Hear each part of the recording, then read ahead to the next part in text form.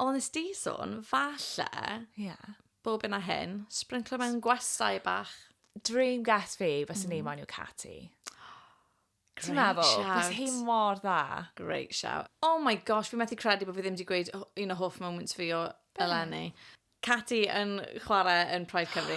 Oedd hi gyda dwy, hynny'n hefyd yn moment of 2024 o I Kissed a Girl. Dwy gyda I Kissed a Girl. Sy'n dod â ni at Amy o I Kissed a Girl. Un o'r most iconic lesbians that emerged on the scene. Wel, mae Catty, fi'n meddwl nawr bod e'n gyd yn gyhoeddus. Maen nhw wedi rhoi digon o Easter eggs bach, ond nawr fi'n meddwl is in the public domain. Mae Catty is the happy ending of Amy. Ti ddim yn gwybod hwn? Fi ddim yn gwybod hwn. Cat, man.